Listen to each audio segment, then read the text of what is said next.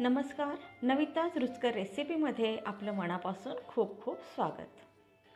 बाहेर पाऊस पडत आहे आणि अशावेळी कुरकुरीत पकोडे खायची इच्छा तर होणारच. आज मी असेच कुरकुरीत क्रिस्पी ब्रेड पकोडे केले आहेत आणि तेही अगदी झटपट. ब्रेड पकोडे करण्यासाठी मी इथे सर्वात प्रथम बॅटर तयार करून घेते आहे. यासाठी मी 1 वाटी बेसन घेतलेले आहे. त्यात चवीपुरते मीठ आणि थोडासा बेकिंग सोडा घालून याचं बॅटर तयार करते आहे. यात थोडं थोडं पाणी घालून मी हे बॅटर तयार करते आहे. हे बॅटर आपल्याला एकदम घट्ट ठेवायचं नाही तर थोडं पातळ ठेवायचं आहे. आता यातला मसाला भरण्यासाठी मी तयार करत आहे. तेव्हा इथे मी 4 ते 5 बटाटे घेतलेले आहेत उकळून आणि ते छान कुस्करून घेते आहेत. एका कढईमध्ये 1 टेबलस्पून तेल घातलेलं आहे. हे तेल गरम झाल्यानंतर यात मी अर्धा टीस्पून मोहरी घातलेली आहे आणि 1 टीस्पून जिरे घातलेले आहे. आता यात मी बारीक चिरून ठेवलेला 1 कांदा घातलेला आहे आणि 3 ते 4 मिरच्या घालून छान परतून घेते आहे.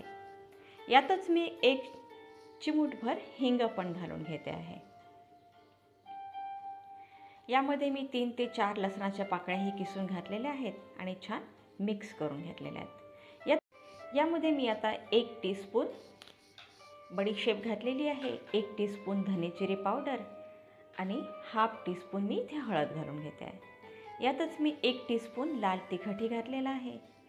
आपण मिरची पण घातलेल्या आहेत त्यामुळे लाल तिखट थोडं कमी घालायचं.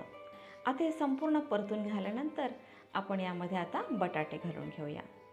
बटाटे व्यवस्थित यात नीट परतून घ्यायचे आहेत आणि आता आपल्याला टाकायचं आहे चवीपुरतं मीठ. यातच आपल्याला 1 वाटी आपल्याला एक साधारणतः हिरवा कोथिंबीर टाकून घ्यायचा आहे आणि 1 टीस्पून आपण इथे चाट मसाला घालून घेत आहोत. चाट मसाल्याने या मसाल्याला छान चव येते. आता आपल्याला ब्रेड पकोडे तयार करून घेण्यासाठी या संपूर्ण ब्रेडचे आपल्याला काठ काढून घ्यायचे आहेत. संपूर्ण काठ काढून झाल्यानंतर आपल्याला या ब्रेडला आता छान लाटून पातळ बनवून घ्यायचं आहे. हे ब्रेड जाड असतात त्यामुळे आपल्याला हे अशा प्रकारे लाटून पातळ करून घ्यायचे आहेत. संपूर्ण ब्रेड आपल्याला अशाच प्रकारे छान लाटून पातळ करून घ्यायचे आहेत. आता आपल्याला ब्रेड पकोडे तयार करण्यासाठी आपलं संपूर्ण सामग्री तयार आहे. मसाला तयार आहे, बॅटर तयार आहे. आता आपण या ब्रेडच्या संपूर्ण कडांना बॅटर लावून घेऊया आणि त्यामध्ये आपला हा मसाला छान भरून घेऊया. मसाला भरून घेतल्यानंतर ह्याच्या ब्रेडच्या संपूर्ण कडा आपल्याला जोडून बंद करायच्या आहेत. व्यवस्थित ह्या संपूर्ण कडा आपल्याला दाबून दाबून बंद करून घ्यायच्या आहेत. अशाच प्रकारे आपल्याला संपूर्ण ब्रेड तयार करून घ्यायचे आहेत. मसाला भरून हे आपले तयार झालेले आहेत. आता हे ब्रेड आपल्याला या बॅटरमध्ये, बेसनाच्या बॅटरमध्ये बुडवून कढईमध्ये गरम तेलात तळून घ्यायचे आहेत.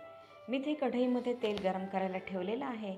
तेल गरम झाल्यानंतर आपल्याला याची फ्लेम बंद करून यावरती संपूर्ण ब्रेडचे पकोडे आपल्याला तळून घ्यायचे आहेत. बॅटरमध्ये हे ब्रेड बुडवून आपल्याला या प्रकारे पकोडे तयार करून घ्यायचे आहेत. आता हे आपले पकोडे कुरकुरीत छान तळून झालेले आहेत. याला आपण आता एका टिश्यू पेपरवरती काढून घेऊया. छान कुरकुरीत आणि टेस्टी पकोडे आपले तयार झालेले आहेत.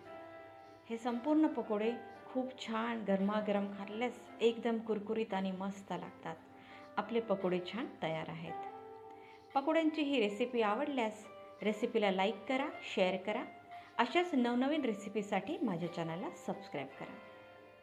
हे पकोडे आपण छान हिरव्या मिरच्यांबरोबर खाऊ शकतो किंवा आपण यासोबत चटणी किंवा टोमॅटो सॉसबरोबर खाऊ शकतात. स्वस्त रहा, मस्त रहा. भेटूयात पुढल्या रेसिपीमध्ये. तोपर्यंत बाय.